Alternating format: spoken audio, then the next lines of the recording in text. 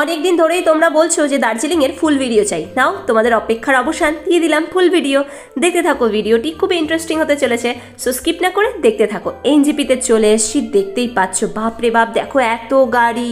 তো যাই হোক, এনজিপিতে নেমে কিছু খেতে হবে, কারণ রাত্রিবেলা খুব একটা বেশি কিছু খাওয়া হয়নি, কারণ রাত্রি 10টায় দার্জিলিং মেলে উঠেছি আর একেবারে সকালবেলা ঠিক 7:30 নাগাদই নেমে গেছি। তো খুব খিদে পেয়েছে, খাওয়া দাওয়া করে নিয়েছি। এদিকে দেখো আমাদের গাড়ি চলে এসেছে, তো গাড়িতে উঠে এই দেখো যাচ্ছি হচ্ছে গিয়ে এনজিপি থেকে দার্জিলিংয়ের উদ্দেশ্যে। দেখো চা বাগান দু সাইডে, আর রাস্তা তো অসাধারণ, কোনো কথা হবে না। এইবার ওই পাহাড় দেখতে পেয়েছি, এই দেখো ভাবছি যে ওই যে পাহাড় দেখা যাচ্ছে, ওই পাহাড়ে আমরা যাচ্ছি, মানে ওই পাহাড়ে উঠবো, তাই মনটা ছটফট করছিল কখন উঠবো কখন উঠবো। তো যাই হোক, চলো উঠতে উঠতে আমরা এই ব্রিজটাও ক্রস করে গেলাম। এবার হচ্ছে চলে এসছি দেখো মিরিক হয়ে আমরা দার্জিলিং যাচ্ছি।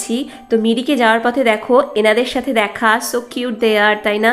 আর দেখো এটাকে তো গাড়ির ওপর উঠে গেছে, খাবার নেবে, আমাদের কাছে বিস্কুট যা যা ছিল সমস্তটাই দিয়ে দিয়েছি।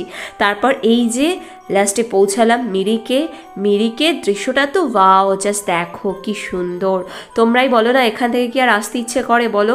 মনে হয় যেন সারাটা দিন ওই নীল আকাশের দিকে আর পাহাড়ের দিকে তাকিয়ে গালে হাত দিয়ে হা করে বসে থাকি, তাই না?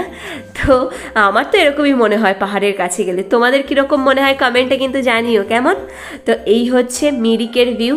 তোমরা যারা জানুয়ারিতে যাচ্ছ দার্জিলিং, অবশ্যই কিন্তু লিস্টে এই মিরিকটাকে রাখবে, আর সাথে রাখবে গোপালধারা টি গার্ডেন এবং মিরিক লেক। আমরা এই সবকটা ঘুরে চলে গেলাম নেপালে সীমানাতে, নেপাল এবং ভারতের সীমানা। এখানে ডকুমেন্টেশন করলাম, ডকুমেন্টস দেখিয়ে চলে গেলাম নেপালে গিয়ে আমরা গেলাম এই যে পশুপতি মার্কেটে, সেখান থেকে আমরা বেশ কিছু শপিং করলাম।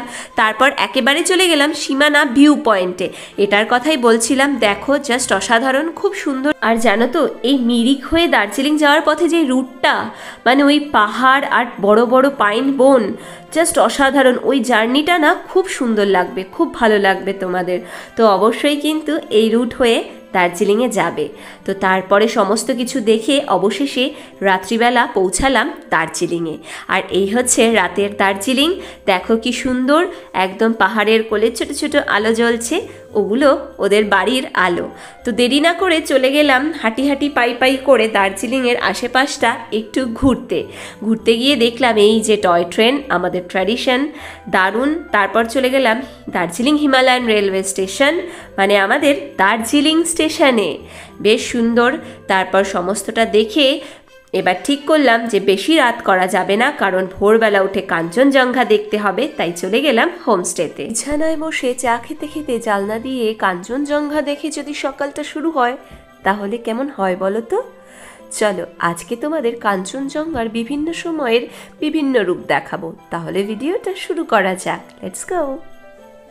চলো বাইরেটা যাই, গিয়ে দেখি। এখনো অনেকটাই অন্ধকার,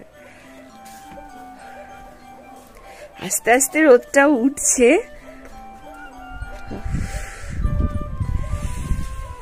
হাওয়াও আছে বেশ। আর এই যে হচ্ছে কাঞ্চনজঙ্ঘা। এখন বাজে ভোর 5:30, আর ওই হালকা আলোটা দেখতে পাচ্ছ, জাস্ট সূর্যটা উঠতে শুরু করেছে, আর ওই লাল আভাটা কাঞ্চনজঙ্ঘার ওপর পড়ছে। বাইরে কনকনে ঠান্ডা, একেবারে জমে যাওয়ার মতো, মানে তখন বাইরে ছিল 8 ডিগ্রি সেন্টিগ্রেড টেম্পারেচার, আর তখন বাজছিল 5:35। তো তখনকার দৃশ্য হচ্ছে এটা। এরপর যখন আর একটু বেলা বাড়তে শুরু করলো, ওই 5:50-53, তখন হচ্ছে এই আলোটা দেখো।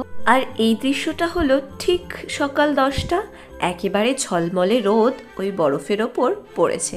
কি অসাধারণ। তো কেমন লাগলো তোমাদের ভিডিওটা জানিও, ভালো লাগলে শেয়ার করো, আর সবাই ভালো থেকো।